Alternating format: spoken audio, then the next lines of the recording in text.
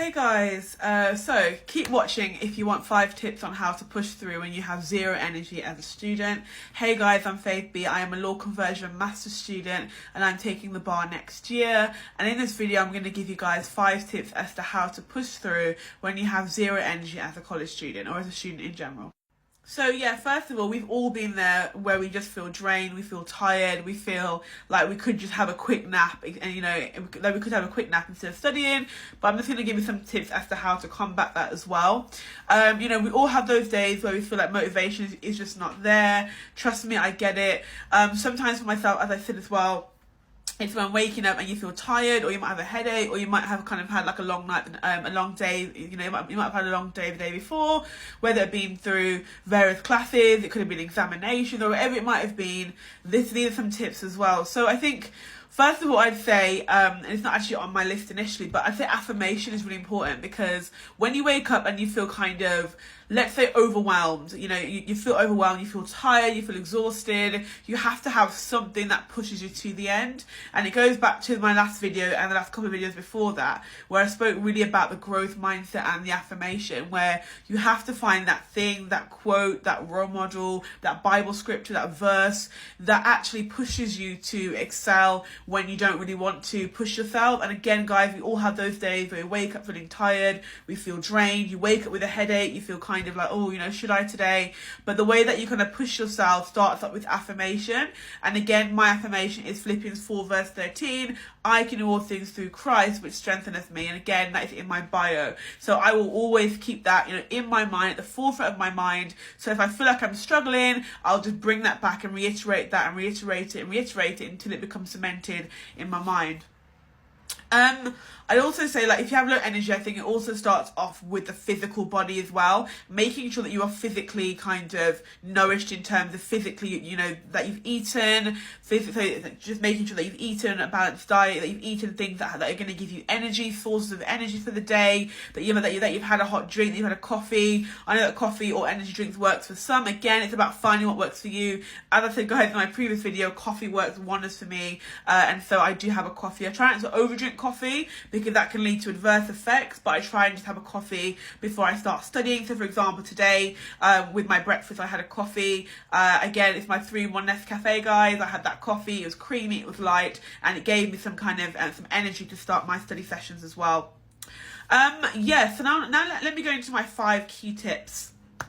So move, even a little. So physical exercise, again, to go back to the physical does have an impact on the academic, because if you're physically not at your best or mentally not at your best, it can stymie you, it can hinder you, it can have a negative impact on you. And so I'd say stand up, stretch, and take a short walk. It resets my brain, or stops me from thinking deeper into exhaustion. So it might be walking around the block, it might be walking in your garden if you have a garden. If you don't have a garden, just walking around your local area. It could simply be standing up from your desk or your study space and just stretching your body. It could be just opening the window, like right now, guys, as I'm literally recording this video, I've been opening my window for some fresh air, just to kind of air up the room as well. So that is kind of, those are some beneficial things that I'd say. Again, going back to the kind of part about the physical body, again, hydration. So I literally got a glass of water today, as you can see. I've got a lovely glass of water with some ice, and I definitely say that is another way as well of being hydrated. So after the water, as we just talked about, I then say do the easiest task first. Now, for me, it is really important to do that, because I will start with anything small, opening my notes, writing a task list, writing a study schedule, writing a heading, doing some, you could be doing some multiple choice questions. In law, we call them single best answer questions. On my master's course, we might be kind of warming up with a few of those. So actually with our SBAQs or single best answer questions, let's say it was private nuisance and tort, we then actually have some FBAQ that could be 7 questions which encompass the course or encompass that particular topic. And then it might be warming up with some study sets on Quizlet, making a task list, grabbing a textbook, like so, for example, grabbing a textbook, for example, or whatever it might be. Those are kind of sort of small things that do definitely have a positive impact on you going forward. Yeah, as I said as well, when you actually start with a small task, it's easier to keep going. And again, as I said, it could be something like, for example, as I said, guys, in my intro, I am applying to do the bar next year, and I'm going to be applying for pupillage, which is basically the kind of the last stage to be called to the bar in England and Wales. Pupillage is shadowing a barrister, and you're working with them for 12 months. First 6 months is our work experience, is our shadowing. The second 6 is having a case. So, for example, it might be something as simple as, to warm myself up a little bit, I'm grabbing a legal magazine, flipping through it and finding pupillage, for example, looking at different examples. That in myself is getting myself in the legal mindset. It might be, as I said, showing you this book as well, grabbing a talk book. You might not have the energy to start a full-blown study session and full-blown typing and, flashcarding, etc. But you might just want to go through, find a chapter, for example, here in Special Duties, and just start reading that, akin to any of the other subjects as well. And then set a 10-minute timer. So sometimes, my sister actually, Bethany, I'll at her account as well, because she gives tips as well from her journey. But she actually spoke about faith. Just focus for 10 minutes. Just literally grab your phone. And I was going to grab my phone, guys, and I realized I'm recording this on my phone. So anyway, grab a 10-minute time. It could be on your desktop. It could be on your phone, your laptop, or whatever. And just tell yourself that, okay, I'm just going to study for 10 minutes. Now, what that does is it actually tricks your brain to say, okay, I'm only doing 10 minutes, that's fine, that's chill, that's easy. But then actually when you're in that session, you end up going longer and longer and longer.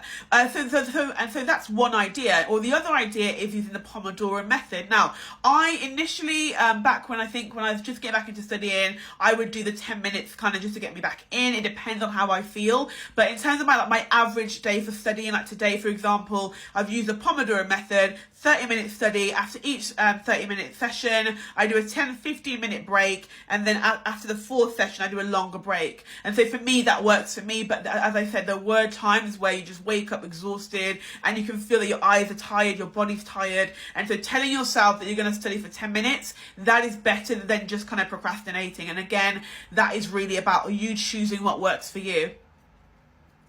Yeah, and I think changing where you study and changing the setup of your study as well. I think sometimes it is important to study elsewhere. As you can probably tell from the backdrops, when I record my videos, I'm usually in my bedroom. So I've been blessed to have a desk and a desktop and an iMac, so I can basically choose where I study. So sometimes I'll use my iMac, which is basically like a really large desktop. Other times I might go to a cafe with my MacBook. I might go to my university campus. I might go to my sister's campus. I might go downstairs in my living room. I might go downstairs and work in my with my dad in his office, or in my mum's office, or I might go into the dining room. So again, it's about choosing different locations in your house, or even if you don't have those opportunities, or even if you don't have even if you don't have those different rooms, rather, you might want to go to a cafe. I know Costa's really good, or Pret a Manger, or you might want to go to Cafe Nero, or head to your campus. Again, if you're in Birmingham, for example, because I'm based in Birmingham, so I can talk about that. You might want to go to the Library of Birmingham. You might want to go to your local library or wherever. But it's really important to find somewhere different. Sometimes you've got to shake things up a little bit, just so that you're not getting a little bit bored of the study space as well. And yeah. And then I think really it goes back to my previous couple of videos, is the question of reminding yourself why. Why am I doing this? What is your vision? What is your end goal? Why have you started this? And so for me, again, I visualize my end goal. Every time I sit here and I'm typing and I'm studying or whatever I'm doing, I'm thinking about the fact that I'm going to qualify as a barrister in England and Wales. So I'm thinking about that, and I've got that goal in my head. I've also got the goal that after this course, I've got to do the bar. After the bar is pupillage. I'm going to remind myself about where the Lord is placing me. So I have to think about that as well, remembering my why, and also remembering as well that it's not an event, it's a journey. So you will have challenges, you might have setbacks, you might have struggles, but it's about being resilient and pushing through. Now that's easier said than done, guys. I spoke to you about my journey, about being bullied, that I had to push through, that was a difficult period in my life, and I trusted Jesus Christ to actually get me through that. But I also reminded myself of my why. And so again, my end goal is becoming a barrister, getting to my masters, doing the bar, doing pupillage, and also inspiring people and giving you guys tips as well. That's our why. So even on the hardest days, bring back your why and bring back your affirmation. So even if you don't feel motivated, just start. Just start with 10 minutes. All you need to do sometimes is step out and just start, and motivation will follow. Sometimes we see things online and we're waiting for this kind of magic moment. But even if we feel a little bit tired, just start up with 10 minutes. Just grab a textbook, grab a magazine, or whatever it might be, and it will all flow very nicely. And guys, you've got this. You're all champions. Au revoir, and stay tuned for more. Bye.